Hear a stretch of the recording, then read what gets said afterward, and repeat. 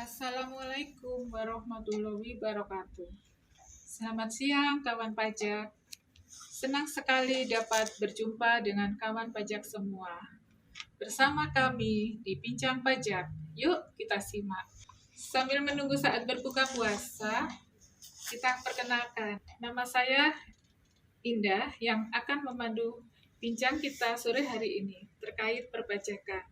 Nah, bersama saya sudah ada teman kita yang sangat energik, Saiful Muslimin, atau yang biasa disapa Cak Imin dari KPP Madya Surabaya.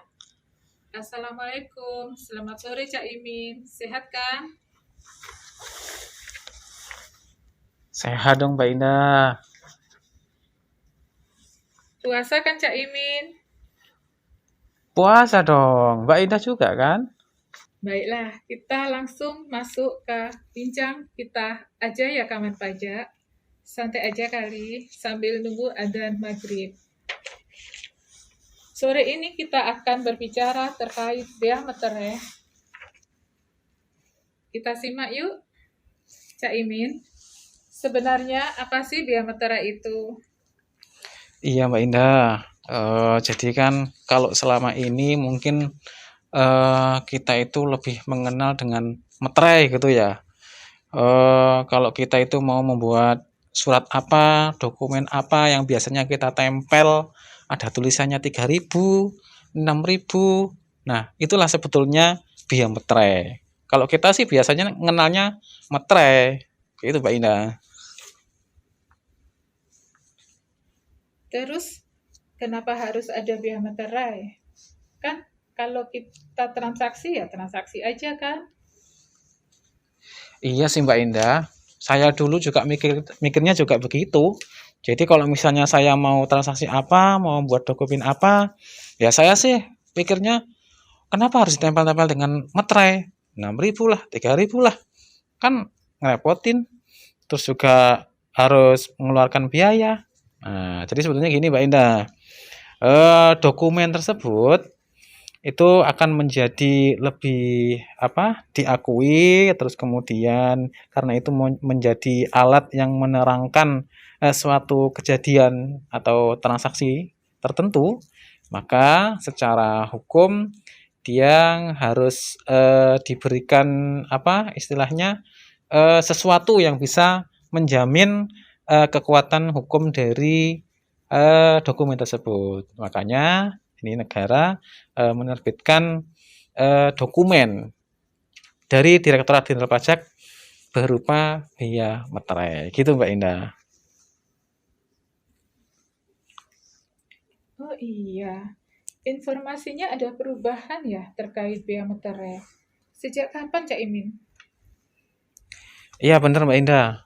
Jadi kalau sebelumnya mungkin kawan pajak sering melihat ya atau sering menggunakan meterai itu mungkin 3.000, 6.000. Nah, ini dengan undang-undang baru, ini Undang-Undang Nomor 10 tahun 2020, itu mengatur bahwa bea meterai atau meterai yang kita gunakan sejak Januari 1 Januari tahun 2021 itu menggunakan tarif baru yaitu 10.000.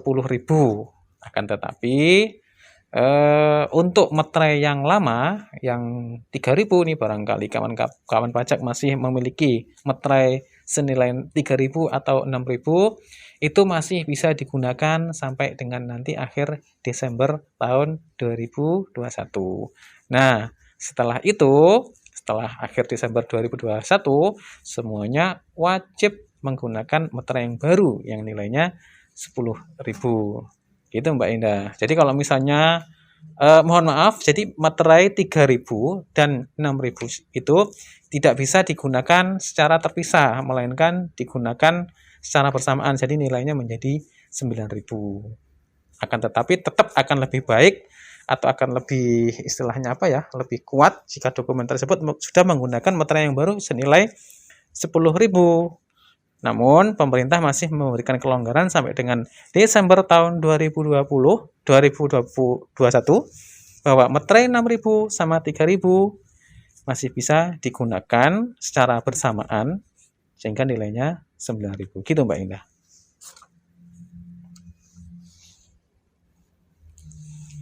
Bukannya udah enak pakai materai yang lama ya?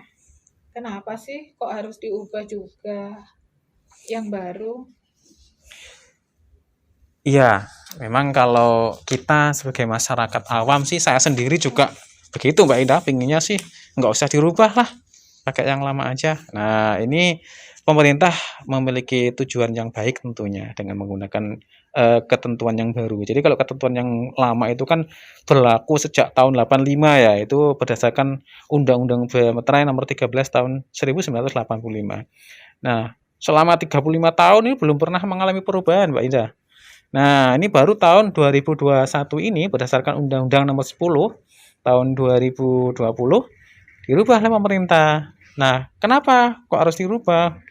Ya, pemerintah memiliki tujuan yang baik, di antaranya memberikan kesetaraan untuk dokumen kertas dan elektronik. Kemudian keberpihakan kepada masyarakat luas dan pelaku UMKM dengan tarif yang relatif rendah dan terjangkau, serta kenaikan batas nominal nilai uang dalam dokumen dari yang semula lebih dari Rp1.000.000 kemudian menjadi Rp5.000.000. Jadi nilainya menjadi meningkat. Kalau kemarin itu dengan peraturan sebelumnya nilai batas minimalnya adalah 1 juta.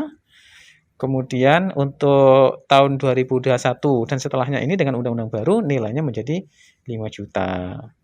5 juta ke atas maksudnya. Jadi kan lebih tinggi nilainya. Terus kemudian tujuan yang berikutnya adalah untuk meningkatkan kesederhanaan dan efektivitas melalui tarif tunggal dan penerapan meterai elektronik. Jadi kalau sebelumnya meterai kita kenal ada dua nilai nominal ya, ada yang 3.000, ada yang 6.000. Nah, nanti dengan peraturan yang baru ini nilai meterai itu atau biaya meterai tunggal yaitu 10.000. Itu Mbak Indah ya. Emang dokumen apa aja tuh Cak Imin yang harus dikenai bea meterai? Jadi memang tidak semua dokumen itu dikenakan biaya meterai Mbak Indah. Jadi tidak semua dokumen harus ditempeli dengan meterai. Ada dokumen-dokumen tertentu yang secara undang-undang biaya meterai itu dikenai biaya meterai. Ini sebagaimana tersebut dalam pasal 3 ayat 1 Undang-Undang Bea Meterai bahwa biaya meterai itu dikenakan atas dokumen yang dibuat sebagai alat untuk menerangkan mengenai suatu kejadian yang bersifat perdata. Kemudian yang kedua adalah dokumen yang digunakan sebagai alat bukti di pengadilan. Nah, itu Mbak Indah. Jadi kalau misalnya surat-surat lain, misalnya surat cinta kayak, nah itu nggak perlu meterai. Tapi kalau mau ngasih juga nggak apa-apa Mbak Indah. Oh gitu. Bisa dicontohkan Cak Imin dokumennya? Apa seperti surat keterangan waris gitu kah? Nah, iya benar Mbak Indah. Jadi kalau surat keterangan waris itu termasuk salah satu dokumen yang wajib dikenai biaya meterai. Nah, untuk itu ada beberapa dokumen yang secara undang-undang biaya meterai harus terkena biaya meterai atau menjadi objek biaya meterai. Di antaranya adalah surat perjanjian, surat keterangan. Kalau tadi Mbak Indah katakan surat keterangan waris, maka di sini termasuk dokumen yang wajib menggunakan atau dikenai biaya meterai. Kemudian surat pernyataan atau surat lainnya yang sejenis beserta rangkapnya. Kemudian akta notaris beserta groses, salinan, dan kutipannya. Akta PPAT beserta salinannya dan kutipannya juga termasuk. Kemudian surat berharga dengan nama dan dalam bentuk apapun. Dokumen transaksi surat berharga termasuk dokumen transaksi kontrak kerja, kontrak berjangka dengan nama dan bentuk apapun. Kemudian dokumen lelang yang berupa kutipan risalah lelang, risalah lelang selain risalah lelang, dan proses risalah lelang. Itu Mbak Indah contoh-contoh dokumen yang wajib atau dikenakan biaya meterai. Itu kan untuk dokumen perdata ya. Kalau kayak kwitansi gitu, gimana Cak Imin? Ada batasannya enggak? Berapa ya?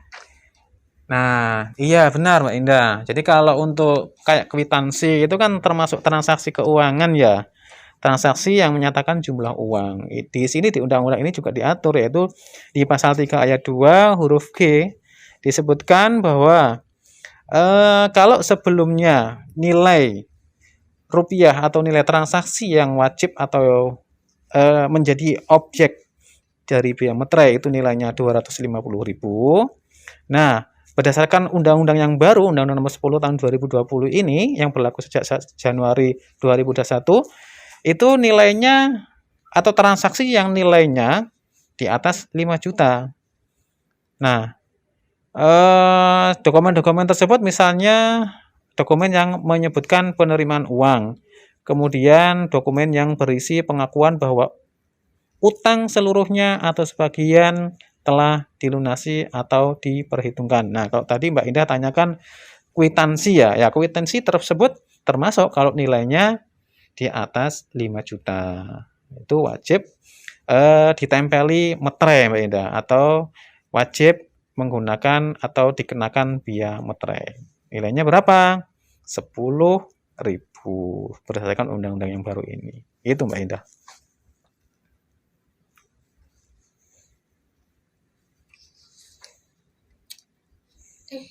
Iya, dari tadi kan menjelaskan tentang dokumen apa aja yang terkena biaya meterai.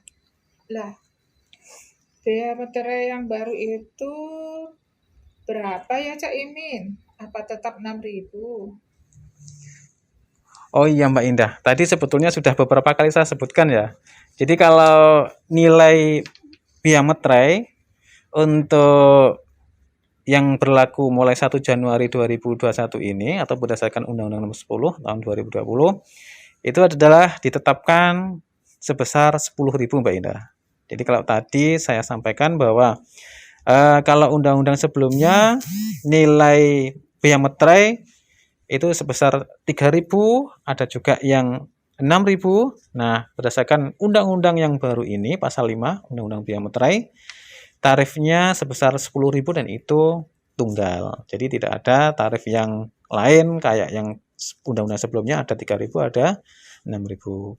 Nah, untuk yang berdasarkan ketentuan undang-undang baru ini tarifnya tunggal, yaitu 10.000 dengan batasan nominal yang tadi di atas 5 juta untuk transaksi yang menyatakan jumlah uang atau nilai keuangan. Gitu Mbak Indah. Terus, kapan meterai itu harus ditempel Cak Imin? Maksudnya, apa boleh kapanpun? Iya Mbak Indah. Jadi pengertian ditempel di sini maksudnya saat terutang ya. Jadi kalau kita di perpajakan itu menyebutnya saat terutang. Tapi ya secara gampang memang ya kapan sih wajib ditempel. Nah, itu kalau kita bahasa umumnya, bahasa kawan pajak itu seperti itu. Nah, saat terutangnya biaya meterai itu yaitu pada saat dokumen dibubuhi untuk tanda tangan. Contohnya kalau surat perjanjian beserta rangkapnya, kemudian akta notaris beserta grosis, salinan dan kutipannya, kemudian akta PPAT beserta salinan dan kutipannya, itu saat terutang biaya meterainya pada saat dokumen dibubuhi untuk siap ditandatangan. Kemudian untuk dokumen yang lain yaitu dokumen selesai dibuat. Apa aja? Yaitu surat berharga dengan nama dan dalam bentuk apapun, kemudian dokumen transaksi surat berharga, termasuk dokumen transaksi kontrak berjangka dengan nama dan dalam bentuk apapun. Kemudian untuk dokumen yang diserahkan kepada pihak untuk siapa dokumen tersebut dibuat, nah saat terutangnya adalah surat keterangan, surat pernyataan, atau surat lainnya yang sejenis beserta rangkapnya. Nah, itu pada saat dokumen tersebut diserahkan kepada pihak yang berhak menerima. Itu sudah menjadi saat terutang atau wajib dibayar biaya meterainya oleh pihak-pihak yang bertransaksi atau yang berkepentingan. Kemudian juga dokumen lelang, kemudian surat yang menyatakan jumlah uang, itu adalah saat terutangnya pada saat dokumen tersebut diserahkan kepada pihak yang berhak menerimanya. Kemudian dokumen diajukan ke pengadilan untuk dokumen yang digunakan sebagai alat bukti di pengadilan. Kemudian yang berikutnya juga dokumen yang digunakan di Indonesia untuk dokumen perdata yang dibuat di luar negeri. Itu juga sama, saat terutangnya pada saat dokumen tersebut diserahkan kepada pihak yang berhak untuk menerima dokumen tersebut. Itu kira-kira Mbak Indah. Wah, gak terasa ya, udah mau maghrib aja nih. Bentar lagi buka. Cak Imin, kalau obrolan kita dilanjut obrolan selanjutnya gimana? Sebenarnya masih banyak sih yang ingin aku tanyakan, tapi sudah mau maghrib. Kita persiapkan buka yuk. Siap Mbak Indah, saya sendiri juga gitu sih Mbak Indah, sebetulnya asik sekali ngobrol pada sore hari ini. Pinginnya banyak sih yang ingin saya sharing pada kawan pajak semuanya. Tapi ya saya yakin kawan pajak juga ini sudah siap-siap mau berbuka puasa nih. Ini saya yakin ini sudah di depannya sudah ada es cendol segala macam. Wow, ingin disantap semuanya. Oleh karena itu ya, baiklah Mbak Indah, obrolan kita sambung di lain waktu ya. Mudah-mudahan nanti kawan pajak tetap setia mendengarkan bincang kami terkait perpajakan. Mudah-mudahan puasa kita di hari ini juga diterima oleh Allah Subhanahu wa taala. Baiklah kawan pajak, untuk obrolan kita sore ini kita cukupkan dulu ya. Nanti kita lanjut di sesi berikutnya. Ikuti terus bincang-bincang kami ya, biar dapat informasi yang lebih menarik terkait perpajakan. Matur nuwun, selamat menjalankan ibadah puasa dan menunggu saat berbuka. Assalamualaikum, selamat sore.